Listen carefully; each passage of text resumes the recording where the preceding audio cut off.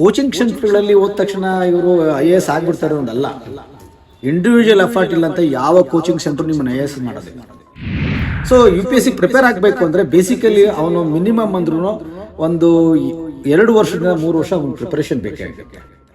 ಈಗ ಇತಿಹಾಸ ಇದೆ ಅಂತಂದ್ರೆ ಇತಿಹಾಸ ಸುಮ್ಮನೆ ಓದ್ತಾ ಇರೋದಲ್ಲ, ಅಷ್ಟು ಬುಕ್ ಇದೆ.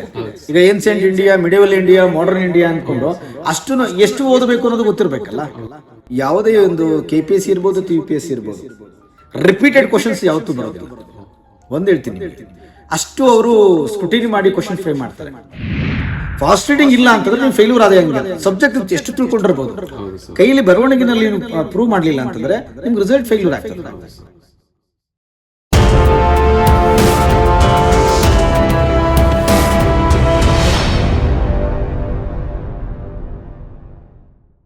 ಡಿಗ್ರಿ ಆದ ತಕ್ಷಣ ನಮ್ಮ ಮೆಂಟಾಲಿಟಿ ಬರೀ ಡಿಗ್ರಿಗೆ ಅಷ್ಟೇ ಸೀಮಿತವಾಗಿರುತ್ತೆ. ನಾನು ಹೇಳಿದೆ, ವಿದ್ಯಾರ್ಥಿಗಳಾಗಿದ್ದಾಗ ನಾನು IAS ಆಗಬೇಕು, IPS ಆಗಬೇಕು ಅನ್ನೋ ಇರುವಂತಹ ಆಲೋಚನೆ ಡಿಗ್ರಿ ಕಂಪ್ಲೀಟ್ ಆದ್ಮೇಲೆ, ಆಫ್ಟರ್ ಪದವಿ ಅಂದ್ರೆ ನೀವು ಹೇಳಿದಾಗ ಡಿಗ್ರಿ ಹೋಲ್ಡರ್ಸ್ ಆದ್ಮೇಲೆ ಯಾವುದೋ ಒಂದು ಕೆಲಸ ಸಿಕ್ತು, ಎಲ್ಲೋ ಹೋಗ್ಬಿಡೋಣ, ಏನೋ ಕೆಲಸ ಮಾಡ್ಬಿಡೋಣ ಅನ್ನೋ ಒಂದು ಆಲೋಚನೆಯಲ್ಲಿ ಇರ್ತಾರೆ ಸರ್.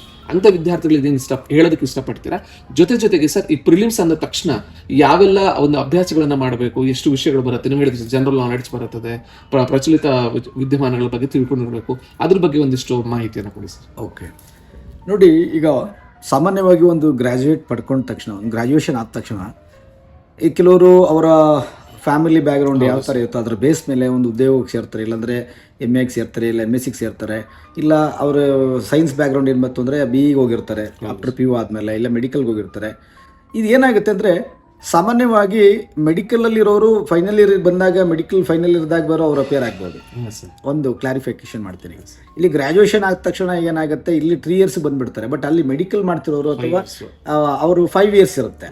ಸೊ ಇಂಜಿನಿಯರಿಂಗ್ ಮಾಡ್ತಿರೋದು ಅದೇ ಸಮಸ್ಯೆ ಆಗುತ್ತೆ. ಬಟ್ ಅವ್ರು 5 yearsಗೆ ಅಲ್ಲಿ ಎಂಡ್ 4th yearಲ್ಲಿ ಅವರು ಅಪಿಯರ್ ಆಗ್ಬೋದಾಗಿರುತ್ತೆ. 21 years ಆದಮೇಲೆ ಗ್ರ್ಯಾಜುವಲಿ ಅವ್ರಿಗೆ ಇದಾಗಿರುತ್ತೆ. ಬಟ್ ಇಲ್ಲಿ ಏನಂತಂದರೆ, ಇಲ್ಲಿ 3 years ಆದ ತಕ್ಷಣ ಇಲ್ಲಿ ನಿಮಗೆ ಡಿಗ್ರಿ ಸಿಕ್ಕಿರುತ್ತೆ, ಎಲಿಜಿಬಿಲಿಟಿ ಇದೆ.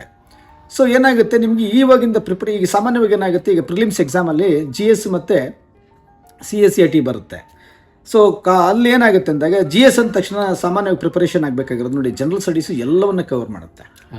ಸೈನ್ಸ್ ಕವರ್ ಮಾಡುತ್ತೆ, ಮ್ಯಾಥಮೆಟಿಕ್ಸ್ ಕವರ್ ಮಾಡುತ್ತೆ, ಆಮೇಲೆ ಇತಿಹಾಸ ಬರುತ್ತೆ, ಅಂದರೆ ಹಿಸ್ಟ್ರಿ ಬರುತ್ತೆ, ಆಮೇಲೆ ಜಿಯೋಗ್ರಫಿ ಬರುತ್ತೆ, ಎಲ್ಲ ಸಬ್ಜೆಕ್ಟ್, ಕರೆಂಟ್ ಅಫೇರ್ಸ್ ಕವರ್ ಮಾಡ್ತೇನೆ, ಎಲ್ಲ ಸಬ್ಜೆಕ್ಟ್ ಕವರ್ ಆಗುತ್ತೆ. ಕೇಳ್ತೀನಿ, ಎಲ್ಲ ಸಬ್ಜೆಕ್ಟ್ ಅಂದರೆ ಜನರಲ್ ಸ್ಟಡೀಸ್ನ ಎಲ್ಲ ಸಬ್ಜೆಕ್ಟ್ ಕವರ್ ಮಾಡ್ತಾರೆ. ಓಕೆನಾ? ಅದೇ ರೀತಿ ಈ ಕಾಂಪ್ರಿಹೆನ್ಸಿವ್ ಅಂದರೆ ಇದಕ್ಕೆ ಸಿವಿಲ್ ಸರ್ವಿಸ್ ಆಪ್ಟಿಟ್ಯೂಡ್ ಟೆಸ್ಟ್ಗಳಿದೆಯಲ್ಲ, ಅದು ಅದಕ್ಕೆ ರಿಲೇಟೆಡ್ ಕ್ವಶನ್ಸ್ಗಳನ್ನ ಅವರ ಒಂದು ಮೆಂಟಾಲಿಟಿ ಅಬ್ಸರ್ವ್ ಮಾಡೋದಕ್ಕೋಸ್ಕರ ಕೆಲವು ರಿಲೇಟೆಡ್ ಕ್ವಶನ್ಸ್ಗಳು ಅದರಲ್ಲಿ CSET-ನಲ್ಲಿ ಇನ್ಕ್ಲೂಡ್ ಆಗಿ ಕ್ವಶನ್ ಮಾಡಿರ್ತೀರಿ. ಕಾಂಪ್ರಿಹೆನ್ಸಿವ್ ಆಗಿ ಇದರ ಒಂದು ಸಬ್ಜೆಕ್ಟ್ ವೈಸು, ಅದು ಇದರ ಒಂದು ಪ್ಯಾರಾ, ಇದೆಲ್ಲ ಕಲೆಕ್ಟ್ ಮಾಡಿ ಅದನ್ನು ಕ್ವಶನ್ಸ್ ಫ್ರೇಮ್ ಮಾಡಿರ್ತಾರೆ. ನಿಮ್ಗೆ ಉದಾಹರಣೆಗೆ ಜನರಲ್ ಸ್ಟಡೀಸಲ್ಲಿ ಏನಾಗುತ್ತೆ, ಜಿಯೋಗ್ರಫಿ, ಹಿಸ್ಟ್ರಿ, ಇಂಡಿಯನ್ ಪಾಲಿಟಿ ಅಂದರೆ ಎಲ್ಲ ಜನರಲ್ ಸಬ್ಜೆಕ್ಟ್ ಎಲ್ಲವನ್ನಲ್ಲಿ ಕ್ವಶನ್ಸ್ ಮಾಡ್ತಾನೆ. ಸೈನ್ಸ್ ಇರುತ್ತೆ, ಹಿಸ್ಟ್ರಿ ಇರುತ್ತೆ, ಮ್ಯಾಥ್ಸ್ ಇರುತ್ತೆ, ಜಿಯೋಗ್ರಫಿ ಇರುತ್ತೆ. ಕೆಲವ್ರಿಗೆ ಏನಾಗುತ್ತೆ, ಕೆಲವರಿಗೆ ಈ ಸೈನ್ಸ್ ಬ್ಯಾಕ್ಗ್ರೌಂಡ್ ಇರೋರಿಗೆ ಹಿಸ್ಟ್ರಿ ಗೊತ್ತಿರೋದಿಲ್ಲ, ಜಿಯೋಗ್ರಫಿ ಗೊತ್ತಿರೋದಿಲ್ಲ. ಸೊ ಅವಾಗ ಏನು ಮಾಡ್ತಾರೆ, ಎಲ್ಲ ಸಬ್ಜೆಕ್ಟ್ಗಳನ್ನ ಜನರಲ್ ಸ್ಟಡೀಸ್ಲಿ ಮತ್ತು ಕರೆಂಟ್ ಅಫೇರ್ಸು ಅದು ಇರುತ್ತೆ. ಸೊ ಇದೆಲ್ಲವನ್ನ ಆ ಒಂದು ಸಬ್ಜೆಕ್ಟ್ ಕವರ್ ಆಗಿರುತ್ತೆ. ಸೊ ಈ CSET-ನೂ ಅಷ್ಟೇ, ಸಿವಿಲ್ ಸರ್ವಿಸ್ ಎಕ್ಸಾಮ್ಸ್ ಸಂಬಂಧಪಟ್ಟದ್ದು, ಅದು ಡಿಸಿಷನ್ ಮೇಕಿಂಗ್ ಸಂಬಂಧಪಟ್ಟದ ಕ್ವಶನ್ಸ್ಗಳು ಅಲ್ಲಿ ಕೇಳಿರ್ತಾರೆ. ಸೊ UPSC ಪ್ರಿಪೇರ್ ಆಗಬೇಕು ಅಂದರೆ ಬೇಸಿಕಲಿ ಅವನು ಮಿನಿಮಮ್ ಅಂದ್ರೂ ಒಂದು 2 ವರ್ಷದಿಂದ 3 ವರ್ಷ ಒಂದು ಪ್ರಿಪರೇಷನ್ ಬೇಕೇ ಆಗುತ್ತೆ. ಯಾಕೆಂದರೆ ಅಷ್ಟು ಪ್ರಿಪರೇಷನ್ ಇಲ್ಲ ಅಂತಂದರೆ ಅವನು ಅಷ್ಟು ಎಕ್ಸಾಮ್ಸ್ ಆ ಒಂದು ಕ್ವಶನ್ಸ್ಗಳಿಗೆ ಆನ್ಸರ್ ಮಾಡೋದು ಕಷ್ಟ ಆಗುತ್ತೆ. ಯಾಕೆಂದರೆ ಕೆಲವು ಸೈನ್ಸ್ ಬ್ಯಾಕ್ಗ್ರೌಂಡ್ ಇರ್ತಾರೆ, ಒಬ್ಬರು ಆರ್ಟ್ಸ್ ಬ್ಯಾಕ್ಗ್ರೌಂಡ್ ಇರ್ತಾರೆ, ಈ ಬೇರೆ ಬೇರೆ ಬ್ಯಾಕ್ಗ್ರೌಂಡಿಂದ ಬಂದಿರೋಂಥವ್ರಿಗೆ ಈ ಸಬ್ಜೆಕ್ಟ್ಗಳಿಗೆ ನಾಲೆಡ್ಜ್ ಗೊತ್ತಿರೋದೆ. ಇಲ್ಲಾಂದರೆ ಸುಮ್ಮನೆ ನಾನೇನೋ ಒಂದು 6 ತಿಂಗಳಿಗೆ ಪಾಸ್ ಮಾಡ್ತೀನಿ, 1 ತಿಂಗಳಿಗೆ ಪಾಸ್ ಮಾಡ್ತೀನಿ, ಆ ಥರ ಏನಾದ್ರು ಕಲ್ಪನೆಗಳು ಇಟ್ಕೊಂಡ್ರೆ ಅದು ಮೂರ್ಖತನದಾಗುತ್ತೆ. ಅದು ಆ ಥರದ ಪ್ರಿಪರೇಷನ್ ಮಾಡೋದಕ್ಕೆ ಸಾಧ್ಯನೇ ಇಲ್ಲ, ಅವರು ಸಕ್ಸಸ್ಸು ಆಗೋಕ್ಕೆ ಸಾಧ್ಯ ಇಲ್ಲ. ಯಾಕೆ ಅಂತಂದರೆ ಅಷ್ಟು ಸಿಲೆಬಸ್ಸು ವಾಸ್ಟ್ ಆಗಿರುತ್ತೆ, ತುಂಬ ಬ್ರಾಡ್ ಇರೋದ್ರಿಂದ, ಸಿಲೆಬಸ್ ತುಂಬ ವಾಸ್ಟ್ ಆಗಿರೋದ್ರಿಂದ. ಸೊ ಅಷ್ಟು ಓದೋದಕ್ಕೆ ಟೈಮ್ ಬೇಕೇ ಬೇಕಾಗುತ್ತೆ. ಹೇಗೆ ಪ್ರಿಪೇರ್ ಆಗಬೇಕು ಅನ್ನೋದು ಎಷ್ಟು ಜನ ಗೊತ್ತಿರೋದಿಲ್ಲ ನಿಮ್ಗೆ. ಈಗ ಪಬ್ಲಿಕ್ ಸಾಮಾನ್ಯವಾಗಿ ಏನಾಗುತ್ತೆ, ಇವತ್ತು ಆನ್ಲೈನಲ್ಲಿ ಸಮಾಜದಲ್ಲಿ ಈಗ ಕೋಚಿಂಗ್ ಕ್ಲಾಸ್ಗಳಿದ್ದಾವೆ, ಮತ್ತೆ ಆನ್ಲೈನಲ್ಲಿ ಬೇಜಾನ್ ಮೆಟೀರಿಯಲ್ಸ್ ಇದೆ. ಇವತ್ತು ಅದರದೇ ಆದ ಒಂದು ಮೆಟೀರಿಯಲ್ಸ್ ಬುಕ್ಗಳು ಮಾಡಿಟ್ಟಿದ್ದಾರೆ, ಇವತ್ತು ಸೀರೀಸ್ಗಳು ಮಾಡಿಬಿಟ್ಟಿದ್ದಾರೆ. ಬಟ್ ಆದರೆ ಯಾವುದು ಓದಬೇಕು ಅನ್ನೋದು ಒಂದು ಮಾಹಿತಿ ಇರಬೇಕಲ್ಲ, ಜ್ಞಾನ ಬೇಕಲ್ಲ. ಈಗ ಇತಿಹಾಸ ಇದೆ ಅಂತಂದ್ರೆ ಇತಿಹಾಸ ಸುಮ್ಮನೆ ಓದ್ತಾ ಇರೋದಲ್ಲ, ಅಷ್ಟು ಬುಕ್ ಇದೆ. ಹೌದು. ಈಗ ancient India, medieval India, modern India ಅಂದ್ಕೊಂಡು ಅಷ್ಟು ಎಷ್ಟು ಓದಬೇಕು ಅನ್ನೋದು ಗೊತ್ತಿರಬೇಕಲ್ಲ. ಈಗ ಜಿಯೋಗ್ರಫಿ ಎಲ್ಲವನ್ನು ಓದ್ಕೊಂಡು ಕೂತ್ಕೊಂಡ್ರೆ ನೀನು ಅಲ್ಲೇ ಮುಗುತ್ತೀಯ. ಎಷ್ಟೆಷ್ಟು ಓದಬೇಕು. ಆಮೇಲೆ ಸಾಮಾನ್ಯವಾಗಿ ನೋಡಿ, ಜನರಲ್ ಸ್ಟಡೀಸ್ ಪೇಪರ್ಗಳಲ್ಲಿ ಕ್ವಶನ್ಸ್ ಫ್ರೇಮ್ ಮಾಡಬೇಕಾದಾಗ ಭಾರತೀಯ ಸಂವಿಧಾನದಲ್ಲಿ ಒಂದು 5ರಿಂದ 10 ಕ್ವಶನ್ಸ್ ಕವರ್ ಮಾಡ್ತಾನೆ. ಇಂಡಿಯನ್ ಜಿಯೋಗ್ರಫಿ ಅದರಿಂದ ಒಂದು 5ರಿಂದ 10 ಕ್ವಶನ್ಸ್, 15 ಕ್ವಶನ್ಸ್ ಕವರ್ ಮಾಡ್ತಾನೆ. ಜನರಲ್ ಸೈನ್ಸಿಂದ ಒಂದು 5ರಿಂದ 10 ಕ್ವಶನ್ಸ್ ಕವರ್ ಮಾಡ್ತಾನೆ. ಸೊ ಮ್ಯಾಥ್ಸಿಂದ ಒಂದಷ್ಟು ಕ್ವಶನ್, ಅಂದ್ರೆ ನಿರಂತರ ಅಂದ್ರೆ ಹಿಸ್ಟ್ರಿಯಿಂದ ಒಂದು 5ರಿಂದ 10-15 ಕ್ವಶನ್ಸ್ ಕವರ್ ಮಾಡ್ತಾನೆ. ಈಗ 100 ಕ್ವಶನ್ಸ್ಗೆ ಇರುತ್ತೆ, 200 ಮಾರ್ಕ್ಸ್ ಇರುತ್ತೆ, 100 ಕ್ವಶನ್ಸ್ ಇರುತ್ತೆ. ಸೊ ಅದ್ರಲ್ಲಿ ಏನಂತ ಎಷ್ಟು ಕವರ್ ಮಾಡ್ತಾ ಅನ್ನೋದು ನಿಮಗೆ ಅಷ್ಟು ಇವ್ರಿಗೆ ಗೊತ್ತಿರೋದಿಲ್ಲ. ಆದರೆ ಒಂದೇ ಸಬ್ಜೆಕ್ಟ್ ಸಿಕ್ಕಿದೆ ಅಂದ್ರೆ ಸುಮ್ಮನೆ ಓದ್ಕೊಂಡು ಹೋಗೋದಲ್ಲ, ಅದು ವೇಸ್ಟ್ ಆಫ್ ಟೈಮ್ ಆಗಿಬಿಡುತ್ತೆ. ಎಷ್ಟು ಓದಬೇಕು ಅನ್ನೋದು ಗೊತ್ತಿರ್ಬೇಕು. ಮೇನ್ ಕೋಚಿಂಗ್ ಸೆಂಟರ್ಗಳಲ್ಲಿ ಓದ ತಕ್ಷಣ ಇವರು IAS ಆಗ್ಬಿಡ್ತಾರೆ ಅನ್ನೋದಲ್ಲ. ಇಂಡಿವಿಜುವಲ್ ಎಫರ್ಟ್ ಇಲ್ಲ ಅಂತ ಯಾವ ಕೋಚಿಂಗ್ ಸೆಂಟರ್ ನಿಮ್ಮನ್ನು IAS ಮಾಡೋದಿಲ್ಲ. ಇದು ನಾನು ಕ್ಲಿಯರ್ ಕಟ್ ಆಗಿ ಹೇಳ್ತೀನಿ. ನಿಮಗೆ ಒಂದು ಮಾಹಿತಿ ಕೊಡುತ್ತೆ, ಮಾರ್ಗದರ್ಶನ ಸಿಗುತ್ತೆ, ಹೇಗೆ ಓದಬೇಕು ಮತ್ತೆ ಯಾವ ಥರದ ಕ್ವಶನ್ಸ್ಗಳು ಬರುತ್ತೆ. ಮತ್ತೆ ಇನ್ನೊಂದು ತಿಳ್ಕೊಳ್ಳಿ, ಯಾವುದೇ ಒಂದು KPSC ಇರ್ಬೋದು, TPSC ಇರ್ಬೋದು, ರಿಪೀಟೆಡ್ ಕ್ವಶನ್ಸ್ ಯಾವತ್ತೂ ಬರೋದಿಲ್ಲ. ಒಂದು ಹೇಳ್ತೀನಿ ನಿಮಗೆ, ಅಷ್ಟು ಅವರು ಸ್ಕ್ರೂಟಿನಿ ಮಾಡಿ ಕ್ವಶನ್ ಫ್ರೇಮ್ ಮಾಡ್ತಾರೆ. ಸೊ ಹಾಗಾಗಿ ನಿಮಗೆ ಸೀರೀಸ್ ಆಫ್ ಕ್ವಶನ್ಸ್ಗಳು ಇದ್ದೇ ಇರ್ತವೆ. ಈಗ ಕೆಲವು ಟೈಮ್ ಹೇಳುತ್ತೆ, ಇತ್ತೀಚಿನ ದಿನಗಳೇನಾಗುತ್ತೆ, IAS ಅಕಾಡೆಮಿಗಳು ಅಥವಾ ಟ್ರೈನಿಂಗ್ ಇನ್ಸ್ಟಿಟ್ಯೂಟ್ಗಳು ಏನು ಮಾಡ್ತವೆ ಅಂದರೆ ಒಂದು ಟೆಸ್ಟ್ ಸೀರೀಸ್ಗಳು ಮಾಡ್ತಾರೆ. ಅದು ನಿಮ್ಗೆ ತುಂಬ ಹೆಲ್ಪ್ ಆಗುತ್ತೆ. ಅದೇ ಕ್ವಶನ್ಸ್ ಬರುತ್ತೆ ಅಂತ ನೀವು ಹೋಪ್ ಇಟ್ಕೊಬೇಡಿ. ಯಾಕೆಂದರೆ UPSC ಕ್ವಶನ್ಸ್ ಫ್ರೇಮ್ ಮಾಡುವಂಥವ್ರು ತುಂಬ ಇಂಟೆಲೆಕ್ಚುಯಲ್ ಆಗಿ ಮಾಡಿರ್ತಾರೆ. ಅವರು ತುಂಬ ಸ್ಕ್ರೂಟಿನಿ ಮಾಡಿ ಕ್ವಶನ್ಸ್ ನಿಯರ್ ಬೈ ಇರುತ್ತೆ, ಬಟ್ ಅದನ್ನು ಜಡ್ಜ್ ಮಾಡೋದಕ್ಕೆ ನಿಮಗೆ ಟೈಮ್ ಆಗುತ್ತೆ. ಸೊ ಆ ಥರದ್ದಿರಬೇಕಾದಾಗ ಸಿವಿಲ್ ಸರ್ವಿಸ್ ಎಕ್ಸಾಮ್ ಪ್ರಿಪೇರ್ ಆಗಬೇಕಾದಾಗ ಫಸ್ಟು ಅವ್ರಿಗೆ ಆ ಒಂದು ತಾಳ್ಮೆ ಅನ್ನೋದಿರಬೇಕು. ಒಂದು ನೋಡಿ, ನಾನೇನು ಕೇಳ್ತೀನಿ ಅಂದರೆ, ಯಾರಾದ್ರೂ UPSC ಎಕ್ಸಾಮ್ಗೆ ನಾನು ಈಸಿಯಾಗಿ ಬರೆದ್ಬಿಡ್ತೀನಿ, ಪಾಸ್ ಆಗಿಬಿಡ್ತೀನಿ ಅಂತ ಉಚಿತನದಲ್ಲಿದ್ದರೆ ದಯಮಾಡಿ ಆ ಥರದ್ದು ಇದು ಮಾಡೋಕ್ಕೆ ಹೋಗಬೇಡಿ. ನಾನೊಂದು ಹೇಳೋದಂದರೆ, ಸೀರಿಯಸ್ಸಾಗಿ ಉದಾಹರಣೆಗೆ ನಿನ್ನನ್ನು ನೀವು ಪರೀಕ್ಷೆ ಮಾಡ್ಕೊಳ್ಳಿ. ಯಾವ ರೀತಿ ಪರೀಕ್ಷೆ ಮಾಡ್ಕೊಳ್ಳಿ? ಸಪೋಸ್ ಈಗ ಒಬ್ಬ ಹಳ್ಳಿಯ ಹುಡುಗ, ಸಾಮಾನ್ಯವಾಗಿ ಊರಲ್ಲಿದ್ದಾನೆ, ಹಳ್ಳಿ ಹುಡುಗ ಇದ್ದಾನೆ, ಅವನು SLC ಅಥವಾ PUC ಆದಮೇಲೆ ನಾನು IAS ಮಾಡ್ತೀನಿ ಅಂತಂದರೆ ಅವನು ಆವತ್ತಿಂದ ಪ್ರಿಪೇರ್ ಆಗಬೇಕು ಅವನು. ಹೌದು ಸರ್. ಇಲ್ಲ ಡಿಗ್ರಿ ಆದಮೇಲೆ ಈಗ ಕಂಪೇರ್ ಏನಾಗುತ್ತೆ, ಕೆಲವು ವಿದ್ಯಾರ್ಥಿಗಳಲ್ಲಿ ಕೆಲವರು ಏನು ಮಾಡ್ಕೊಂಡಿರ್ತಾರೆ ಅಂದರೆ, ಯಾವುದೋ ಒಂದು ಸಕ್ಸಸ್ ರಿವ್ಯೂಗಳು ಓದ್ತಾ ಇರ್ತಾರೆ. ಈಗ ಕೆಲವು ಮ್ಯಾಗಝಿನ್ಸ್ ಸಂದರ್ಶನಗಳನ್ನ ಮಾಡಿರ್ತಾರೆ. 22 ವರ್ಷಕ್ಕೆ, 25 ವರ್ಷಕ್ಕೆ, 23 ವರ್ಷಕ್ಕೆಲ್ಲ IAS ಆಗಿಬಿಟ್ರು ಅಂತಂದ್ಬಿಟ್ಟು ಕೆಲವರು ಈ ಸಕ್ಸಸ್ ರಿವ್ಯೂ ಅವರ ಇಂಟರ್ವ್ಯೂಗಳನ್ನು ನೋಡಿಬಿಟ್ಟು ನಾನು ಆಗ್ಬಿಡ್ತೀನಿ ಅನ್ನೋ ಒಂದು ಆಶಾಭಾವನೆ ಇಟ್ಕೊಳ್ಳಿ, ಒಳ್ಳೆಯದಲ್ಲ. ಆದರೆ ಅವರು ಹೇಗೆ ಓದಿದ್ದಾರೆ ಅನ್ನೋದು ನಿಮಗೆ ಮಾಹಿತಿ ಇರೋಲ್ಲ. ಆಮೇಲೆ ಅವರು ಹೇಗೆ ಪ್ರಿಪೇರ್ ಆಗಿದ್ದಾರೆ ಅನ್ನೋದು ಮಾಹಿತಿ ಇರೋದಿಲ್ಲ. ಮತ್ತು ಅವರ ಫ್ಯಾಮಿಲಿ ಬ್ಯಾಕ್ಗ್ರೌಂಡ್ ಹೇಗಿರುತ್ತೆ ಅಂದರೆ ನಿಮ್ಗೆ ಮಾಹಿತಿ ಇರೋದಿಲ್ಲ. ಸೊ ಹಾಗಾಗಿ ನಿಮ್ಮದ ಬ್ಯಾಕ್ಗ್ರೌಂಡೇ ಬೇರೆ ಇರುತ್ತೆ, ಅವ್ರ ಬ್ಯಾಕ್ಗ್ರೌಂಡೇ ಬೇರೆ ಇರುತ್ತೆ. ಈಗ ನಿಮಗೆ ಒಂದು ಮ್ಯಾಗಝಿನ್ಸ್ಗಳು ತಗೋಬೇಕು ಅಂತಂದ್ರೂ ನಿಮ್ಗೆ ಕಷ್ಟ ಇರುತ್ತೆ. ಕೆಲವರಿಗೆ ಅವನು ಆನ್ಲೈನಲ್ಲಿ ಓದಿ ಸಿಗುತ್ತೆ, ಅಕ್ಸೆಸಿಬಿಲಿಟಿ ಇದೆ. ಆದರೆ ಅವ್ರ ತಂದೆ ತಾಯಿಗಳು IAS IPSಗಳಾಗಿತ್ತು ಅಂದರೆ ಹಿಂದೆ ಅವ್ರಿಗೆ ಆ ಹೈಸ್ಕೂಲ್ ಲೆವೆಲಿಂದನೇ ಅವ್ರು ಪ್ರಿಪೇರ್ ಮಾಡ್ಕೋತಾ ಇರ್ತಾರೆ. ಯಾಕೆಂದರೆ ಅವರು CBSE, ICSE ಆ ಸಿಲೆಬಸ್ಗಳನ್ನ ಓದಿರ್ತಾರೆ. ಈಗ ರೂರಲ್ ಕಡೆಯಿಂದ ಬಂದಾಗ ನಾವು ಸರ್ಕಾರಿ ಸಿಲೆಬಸ್, ಗೌರ್ಮೆಂಟ್ ಸಿಲೆಬಸ್, ಸ್ಟೇಟ್ ಸಿಲೆಬಸ್ಗಳು ಓದ್ಕೊಂಡು ಬಂದಿರ್ತೀರಿ. ಕ್ವಶನ್ಸ್ ಡಿಫ್ರೆನ್ಸ್ ಆಗಿರುತ್ತೆ. ಈಗ ಉದಾಹರಣೆಗೆ ನಾನು ಸಜೆಸ್ಟ್ ಮಾಡೋದೇನಂತಂದರೆ, ಈಗ ನಾನು ಸಪೋಸು ಈಗ ಅವ್ರು ಓದಿರೋದಕ್ಕೂ ನಾವು ಓದ್ತಿರೋದು ಪ್ರಿಪೇರ್ ಆಗೋದಕ್ಕೂ ಲಾಟ್ ಆಫ್ ಡಿಫ್ರೆನ್ಸ್ ಇರುತ್ತೆ. ಮತ್ತು ಎನ್ವೈರನ್ಮೆಂಟು ಅಷ್ಟೇ ಇಂಪಾರ್ಟೆಂಟ್ ಆಗುತ್ತೆ, ತುಂಬ ಮುಖ್ಯ ಆಗುತ್ತೆ. ನಮ್ಮ ಫ್ಯಾಮಿಲಿ ಬ್ಯಾಕ್ಗ್ರೌಂಡಲ್ಲೇ ಬೇರೆ ಇರುತ್ತೆ, ಅವರ ಫ್ಯಾಮಿಲಿ ಬ್ಯಾಕ್ಗ್ರೌಂಡೇ ಬೇರೆ ಇರುತ್ತೆ. ಸೊ ವಿಚಾರಗಳು ವಿನಿಮಯಗಳಾಗಬೇಕಾದಾಗ ಅಲ್ಲಿ ವಿದ್ಯಾರ್ಥಿ ದಶೆಯಿಂದ ಅವರು ಪ್ರಿಪೇರ್ ಆಗ್ತಾ ಇರ್ತಾರೆ. ಅವ್ರು ಬೇಕಾದ್ರೆ 22 ವರ್ಷಕ್ಕೋ, 23 ವರ್ಷಕ್ಕೋ, 24 ವರ್ಷಕ್ಕೋ ಫಸ್ಟ್ ಅಟೆಂಪ್ಟ್ ಅಥವಾ ಸೆಕೆಂಡ್ ಅಟೆಂಪ್ಟಲ್ಲೂ ಕ್ಲಿಯರ್ ಮಾಡ್ತಾರೆ.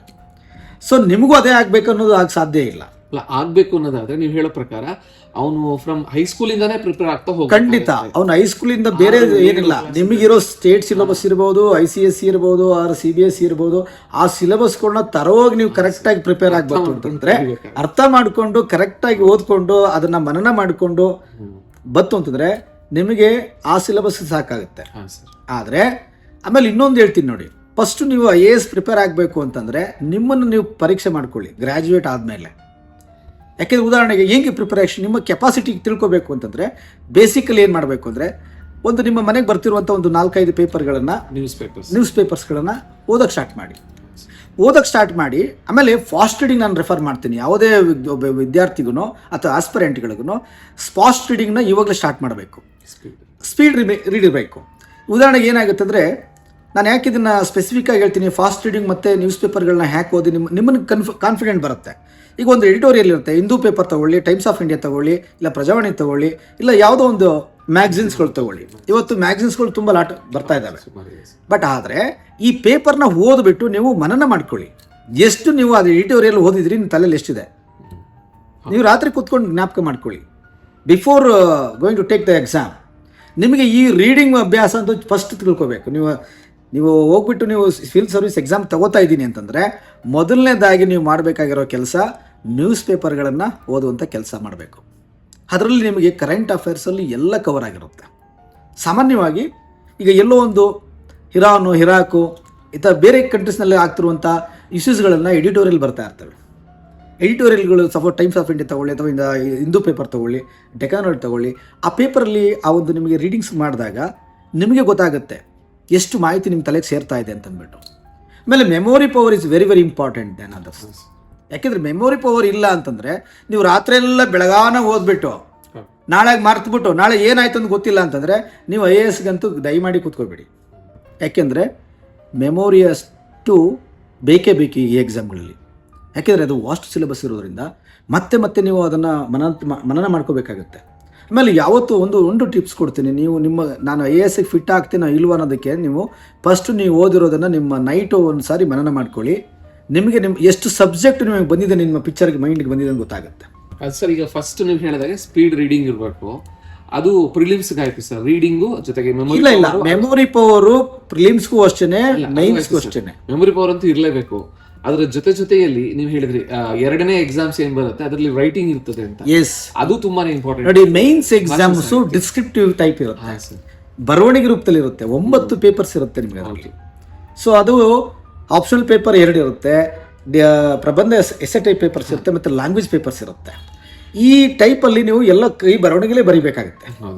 ಸೊ ಬರವಣಿಗೆ ಬೇಕಾದಾಗ ನಿಮಗೆ ಡಿಸ್ಕ್ರಿಪ್ಟಿವ್ ಟೈಪಲ್ಲಿ ನಿಮ್ಮ ರೈಟಿಂಗ್ ಸ್ಪೀಡ್ ಇಲ್ಲ ಅಂತಂದರೆ, ಯಾಕೆಂದ್ರೆ ನಿಮಗೆ 3 ಅವರ್ ಕೊಡ್ತಾರೆ, 3 ಅವರಲ್ಲಿ ಅಷ್ಟಕ್ಕೂ ಆನ್ಸರ್ ಮಾಡಬೇಕು ಅಂದರೆ ಪ್ರತಿ ನಿಮಗೆ ಸೆಕೆಂಡ್ ವೈಸ್ ನಿಮಗೆ ನಿಮಿಷಕ್ಕೆ ಒಂದು ಆನ್ಸರ್ ಮಾಡಬೇಕು. 6 ರಿಂದ 5 ನಿಮಿಷಕ್ಕೆ 6 ನಿಮಿಷಕ್ಕೆ ಒಂದು ಕ್ವಶನ್ಸ್ಗೆ ಅಟೆಂಡ್ ಮಾಡಬೇಕಾಗಿರುತ್ತೆ ನೀವು.